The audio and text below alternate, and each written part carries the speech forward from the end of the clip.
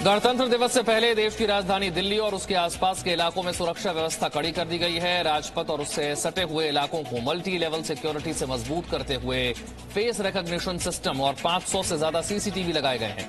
Face recognition system में 50,000 से ज्यादा संदिग्धों का डेटाबेस फीड किया गया है, जिसे देखते ही ये सिस्टम तुरंत एक्टिव हो जाता है। गणतंत्र दिवस से पहले दिल्ली की गाजीपुर फ्लावर मंडी में आईजी मिलने के बाद दिल्ली पुलिस ने राजपथ और उसके आसपास के इलाकों को मल्टी लेवल सिक्योरिटी के साथ बेहद मजबूत कर दिया है।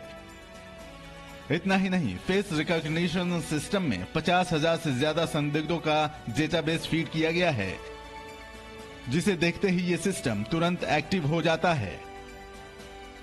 किसी भी आपात हालात का जवाब देने के लिए एक क्विक रिस्पांस टीम भी तैनात की गई है। हर मुमकिन पॉइंट पर कैमरा लगाया गया है ताकि कोई भी संदिग्ध किसी भी स्थिति में बच न पाए। राजपथ और उसके आसपास फेस रिकॉग्निशन सिस्टम और 500 से अधिक सीसीटीवी कैमरे लगाए गए हैं। कोविड से संबंधित पाबंदियों की वजह से सीमित संख्या में ही लोगों को पास जारी किए गए हैं। –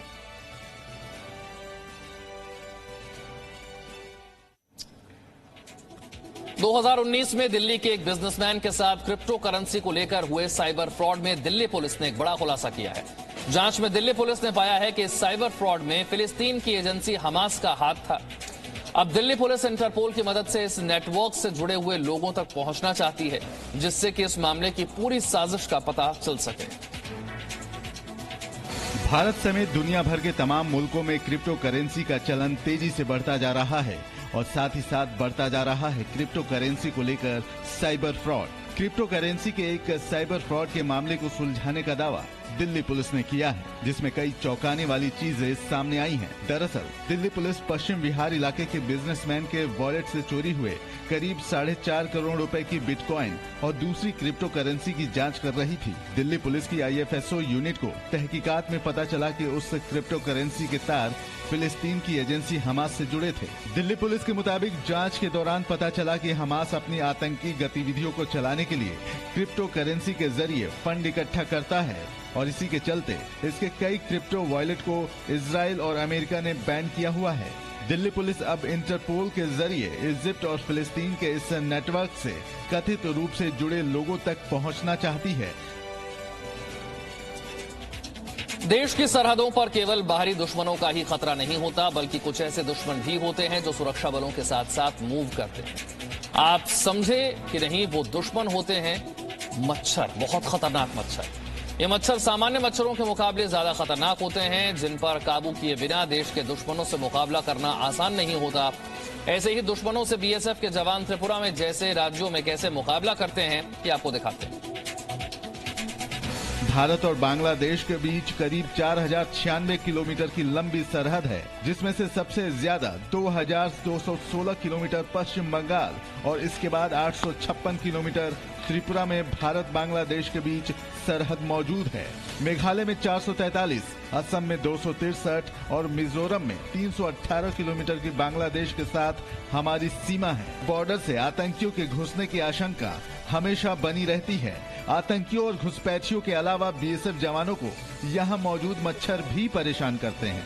यहाँ तक कि मलेरिया की वजह से कई जवानों को अपनी जान भी गंवानी पड़ी है। इसीलिए इन इलाकों में बीएसएफ जवानों को एक खास तरह का मास्क दिया जा रहा है, जो सिर से लेकर गर्दन तक को ढक कर रखता है।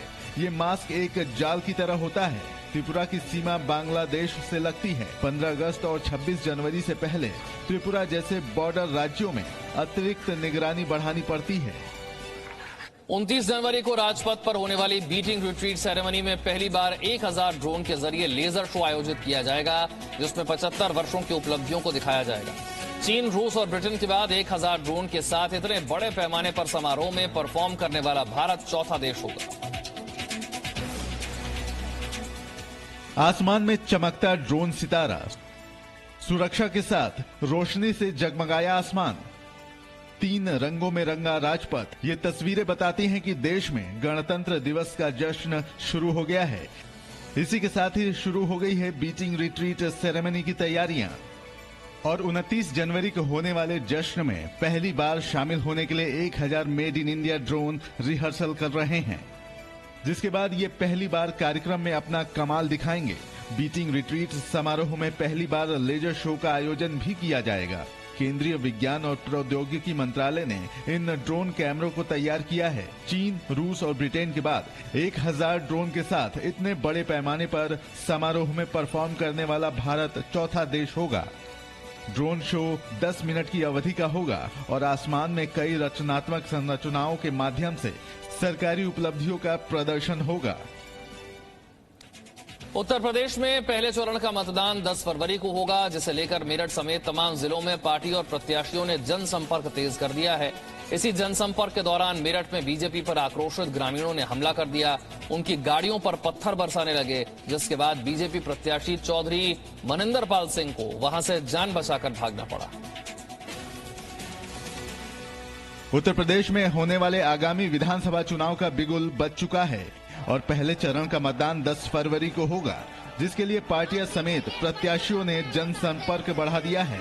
और मेरठ में सोमवार शाम को बीजेपी प्रत्याशी चौधरी मनिंदर पाल सिंह के काफिले पर आक्रोशित ग्रामीणों ने हमला कर दिया और गाड़ियों पर पत्थर बरसाने लगे, जिससे कार के शीशे टूट गए और कार में सवार लोगों को चोट भी आई।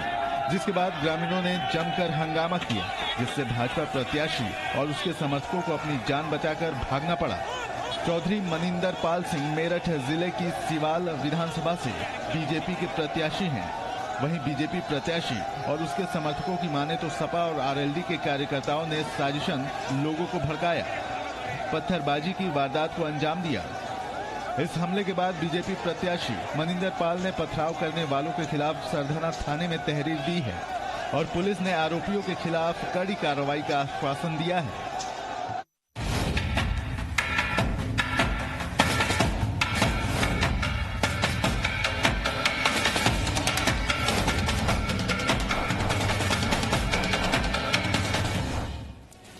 बिहार में भर्ती में कथित तौर पर हुए घोटाले को लेकर अभ्यर्थियों ने जमकर विरोध प्रदर्शन किया। नाराज अभ्यर्थियों ने घंटों तक ट्रेन रोककर हंगामा किया और जब हंगामा कर रहे अभ्यर्थी नहीं माने तो छात्रों को हटाने के लिए पुलिस को लाठीचार्ज करना पड़ा। 1 मिनट में देखिए पूरी खबर। बिहार में रेलवे की एनटीपीसी परीक्षा के परिणामों से आक्रोशित अभ्यर्थियों ने सोमवार को पटना रेलवे स्टेशन पर जमकर हंगामा किया। नतीजे सामने आने के बाद नाराज छात्रों ने घंटों ट्रेन को रोककर विरोध प्रदर्शन किया। घंटों मशक्कत के बाद भी जब अभ्यर्थी नहीं माने तो पटना के राजेंद्र नगर पर जमा रेलवे के परीक्षा में असफल छात्रों को हटाने के लिए पुलिस को लाठीचार्ज करना पड़ा। छात्रों को ट्रक में भरकर वहां से दूसरे स्थान पर ले जाया गया। रेलवे रिक्रूटमेंट बोर्ड ने 13 पदों पर भर्ती के लिए परीक्षा आयोजित की थी। इसके नतीजों में बोर्ड द्वारा कई पदों के लिए एक ही उम्मीदवार का चयन कर लिया गया है।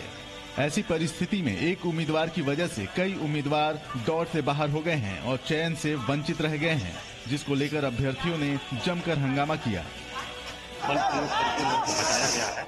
हम लोग चिन्हित भी कर रहे हैं, विभिन्न प्रकार के वीडियो फुटेज और सब मिले हैं और ये भी सूचना मिली कि कुछ कोचिंग वालों का हाथ है। इन दिनों उत्तर भारत के पहाड़ों पर बर्फबारी हो रही है, जिसका असर मैदानी इलाकों पर भी देखा जा सकता है। पर्यटक बर्फबारी का लुत्फ लेने के लिए हिमाचल प्रदेश पहुंच रहे हैं।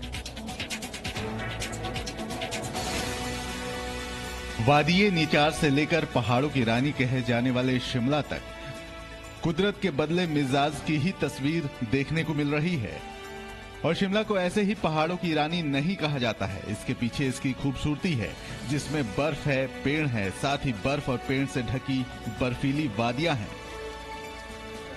और यही कुदरत के नजारे शिमला को पहाड़ों की रानी बनाते हैं। और इसकी खूबसूरती ऐसी कि जिसे देखने के लिए पर्यटक मीलों का सफर तय करके आते हैं। बर्फ ऐसी कि हर शय बस एक ही रंग में रंगी नजर आती है और पहाड़ मानो कि किसी सफेद चादर में लिपटा हो। जिधर भी आपकी नजर जाएगी बस आपको बर्फ ही बर्फ नजर आएगी। और बर्फबारी के साथ साथ आपको बर्फ से जूझते कुछ लोग नजर आएंगे, तो इससे हटकर कुछ लोग बर्फबारी का लुत्फ भी लेते नजर आएंगे। रिपब्लिक डे परेड की दिल्ली में तैयारियां शुरू हो गई हैं। सेना के साथ साथ दर्शक भी इस इवेंट का बेसब्री से इंतजार कर रहे हैं और रिपब्लिक डे परेड से पहले भारतीय सेना और पुलिस बैंड की धुन पर कदम से कदम मिलाकर फाइनल परेड की तैयारियां करते नजर आए। भारतीय सेना और पुलिस बैंड की धुन। कदम से कदम मिलाकर चलते जवान। 26 जनवरी को होने वाली फाइनल परेड से पहले देश भर में तैयारियां चल रही हैं। असम के गुवाहाटी में आज खानपारा ग्राउंड में फुल ड्रेस रिहर्सल का आयोजन किया गया, जिसमें पुलिस बल के साथ स्पेशल महिला कमांडो यूनिट की टुकड़ी ने हिस्सा लिया। इस समारोह के दौरान हेलीकॉप्टर से फूल भी बरसाए गए। जम्मू में भी फुल ड्रेस रिहर्सल की गई।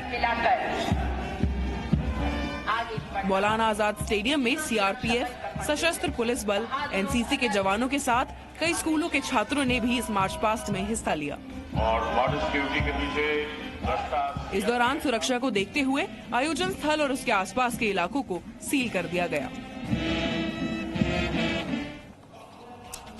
धरती की जन्नत कहे जाने वाले कश्मीर में बर्फबारी ने हर शय को अपने ही रंग में रंग दिया है। 1 मिनट में देखिए पूरी खबर। उत्तर भारत में ठंड का प्रकोप जारी है। जम्मू कश्मीर के ऊंचाई वाले इलाकों में करीब हर दिन बर्फबारी हो रही है। जम्मू कश्मीर के डोडा में आज सुबह फिर बर्फबारी हुई, जिसके बाद यहां हर तरफ एक ही रंग दिखाई दे रहा है। देवदार के पेड़ सफेद हो चुके हैं। घरों की छत हो, सड़कें हों या फिर गाड़ियां, इस वक्त हर जगह बर्फ का डेरा जमा है। सिर्फ कश्मीर ही नहीं, देवभूमि उत्तराखंड के ऊंचाई वाले इलाकों में भी बर्फबारी हो रही है। बद्रीनाथ धाम में ताजा बर्फबारी के बाद तस्वीर और सुंदर हो गई है, मानो कुदरत ने आस्था के दरबार में भेंट पहुंचाई है। बद्रीनाथ समेत आसपास के इलाकों में लगातार बर्फबारी हो रही है, जिसकी वजह से 5 फीट तक बर्फ जम चुकी है। सड़कों पर चलना मुश्किल हो रहा है और ठंड बढ़ गई है। और अब आपको दिखाते हैं इस्तांबुल की तस्वीरें, जहां बर्फबारी के कारण शहर के शहर बर्फ से ढक रहे हैं और मौसम खराब होने की वजह से सभी उड़ानों को रोकना पड़ा है। दुनिया भर के कई शहरों में जारी बर्फबारी आफत साबित हो रही है। शहर के शहर बर्फ से ढक जा रहे हैं, जिससे जिंदगी ठहर जा रही है। तस्वीरें टर्की के मशहूर शहर इस्तांबुल की हैं, जहां आज भारी बर्फबारी हुई। भारी बर्फबारी से लोग मुश्किल में दिखे। मौसम खराब होने की वजह से इस्तांबुल एयरपोर्ट पर काफी देर तक सभी उड़ानों को रोकना पड़ गया, तो वहीं सड़कों पर भी लोगों को भारी मुसीबतों का सामना करना पड़ रहा है। प्रशासन के साथ साथ स्थानीय लोग भी सड़कों से बर्फ हटाते दिखे। इस्तांबुल ही नहीं, टर्की के कई अन्य इलाकों में भी ऐसे ही हालात हैं। लोगों की परेशानी को देखते हुए कई इलाकों में स्कूल भी बंद कर दिए गए हैं। टर्की के आपातकालीन विभाग के मुताबिक खराब मौसम की वजह से देश भर में 4000 से ज्यादा लोग फंसे हुए हैं। फंसे लोगों तक लगातार खाने पीने का सामान पहुंचाया जा रहा है। टर्की में भी मौसम का बदला मिजाज इन दिनों लोगों के लिए बड़ी मुसीबत बना हुआ है। गाड़ियां बर्फ से ढकी हैं, लोग अपनी गाड़ियों में कैद हो गए हैं। लोगों को बचाने के लिए घंटों तक रेस्क्यू ऑपरेशन चलाया गया। टर्की में हो रही भारी बर्फबारी काफी खतरनाक साबित होने लगी है। यहाँ एक हाईवे पर जो कुछ हुआ, उससे कई लोगों की जान मुश्किल में पड़ गई। अचानक एक बर्फीले तूफान के आने से कई गाड़ियां बर्फ से ढक गई और लोग अपनी गाड़ियों में ही कैद हो गए। घटना की जानकारी मिलते ही स्थानीय रेस्क्यू टीम मौके पर पहुंची और लोगों को उनकी गाड़ी से निकालने का काम शुरू किया। बर्फ में दफन हो चुकी गाड़ियों में फंसे लोगों के लिए एक एक पल कीमती था। गाड़ियों में बढ़ती ठंड उनके लिए जानलेवा साबित हो रही थी। आखिरकार 12 घंटे तक चले रेस्क्यू ऑपरेशन के बाद तकरीबन 47 गाड़ियों में फंसे 200 लोगों को सुरक्षित बाहर निकाल लिया गया। हाल के दिनों में टर्की में भारी बर्फबारी की वजह से कई गाड़ियां बर्फ में फंस चुकी हैं। रेस्क्यू टीम ने एक सप्ताह में 1000 से ज्यादा लोगों को रेस्क्यू किया है, जिसकी वजह से प्रशासन को कई हाईवे बंद करने पड़े हैं। रूस और यूक्रेन के बीच चल रहे विवाद के बीच अमेरिका यूक्रेन को सैन्य मदद पहुंचा रहा है और साथ ही आर्थिक मदद भी पहुंचाने के लिए अमेरिका के राष्ट्रपति जो बाइडेन ने यूक्रेन को $20 करोड़ की सुरक्षा सहायता के प्रावधान को मंजूरी दे दी। रूस के हमले की आशंका के बीच अमेरिका यूक्रेन को सैन्य मदद पहुंचा रहा है। पिछले महीने अमेरिका के राष्ट्रपति जो बाइडेन ने यूक्रेन को $20 करोड़ की सुरक्षा सहायता के प्रावधान को मंजूरी दी, जिसके तहत इस सुरक्षा सामग्री को भेजा गया। वहीं कुछ दिनों पहले ही यूक्रेन संकट पर बोलते हुए राष्ट्रपति जो बाइडेन ने रूस को चेतावनी दी थी और कहा था कि यूक्रेन की सीमा में दाखिल होना हमला माना जाएगा और इसकी रूस को भारी कीमत चुकानी पड़ेगी। हालांकि तमाम चेतावनियों के बावजूद रूस यूक्रेन से सटी अपनी सीमा पर युद्ध अभ्यास कर रहा है। पिछले हफ्ते ही रूस ने जल से थल पर हमला करने में सक्षम कैलिबर क्रूज मिसाइल का परीक्षण किया, जिसके बाद दोनों देशों के बीच तनाव और बढ़ गया है। अमेरिका पहले ही आशंका जता चुका है कि जनवरी के आखिर में रूस यूक्रेन पर हमला कर सकता है। कोरोना का कहर पूरी दुनिया में फैला हुआ है, जिसे लेकर अलग अलग देशों ने कई पाबंदियां भी लगा रखी हैं। अमेरिका ने भी कई पाबंदियां लगा रखी हैं, जिसके विरोध में हजारों की संख्या में लोग सड़कों पर उतरकर प्रदर्शन कर रहे हैं।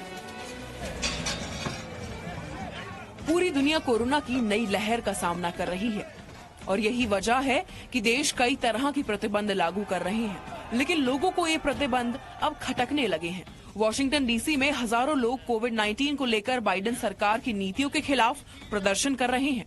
अमेरिका में अधिकांश जगहों पर मास्क पहनना जरूरी किया गया है, जिससे कई लोग नाखुश हैं। राष्ट्रपति बाइडेन के मुताबिक अभी भी अमेरिका में 1/3 लोग मास्क नहीं पहन रहे हैं। तो वहीं यूरोपीय देश बेल्जियम में भी लोग कोरोना प्रतिबंधों के खिलाफ सड़कों पर उतर आए हैं। राजधानी ब्रसेल्स में हजारों लोगों ने विरोध मार्च निकाला। इस दौरान अचानक कुछ प्रदर्शनकारी पुलिस के साथ भिड़ गए और देखते ही देखते हिंसा भड़क गई। प्रदर्शनकारियों ने पुलिस पर कूड़ेदान, बैरियर और पत्थर फेंकने शुरू कर दिए, जिसके बाद पुलिसकर्मियों ने वाटर कैनन और आंसू गैस के गोले छोड़े। और अब आपको दिखाते हैं जागरूक करने वाली खबर। यह खबर खासकर उन लोगों के लिए है जो अपने छोटे बच्चों को कार में अकेला छोड़ने की गलती करते हैं और बाद में उसके गंभीर परिणाम देखने को मिलते हैं। ये खबर खासकर उन लोगों के लिए है जो अपने छोटे बच्चों को कार में अकेला छोड़ने की गलती करते हैं। ऐसी ही एक गलती मध्य प्रदेश के छतरपुर में सामने आई, जहां माता पिता की बड़ी लापरवाही बच्चे की जान पर बनाई। महज 1 साल के मासूम को उसके घर वालों ने गाड़ी में ही छोड़ दिया और हद तो तब हो गई जब गाड़ी की चाबी भी अंदर ही गाड़ी में रह गई। खेल खेल में बच्चे ने कार का दरवाजा अंदर से बंद कर दिया और चाबी अंदर रहने से दरवाजा बाहर से नहीं खुल सका और बच्चा कार के अंदर ही फंस गया। मौके पर चीख पुकार मचने के बाद लोगों की भीड़ जुट गई, जिसके बाद बच्चे को बाहर निकालने की कोशिश शुरू हुई और आखिर में एक तरफ का कांच तोड़कर बच्चे को सुरक्षित बाहर निकाला गया। समय रहते बच्चे की जान बच गई और एक बड़ी घटना होने से टल गई, लेकिन ये बड़ी लापरवाही मासूम की जान पर भारी पड़ सकती थी। Presenting B News app available on Google Play and App Store. Download it now.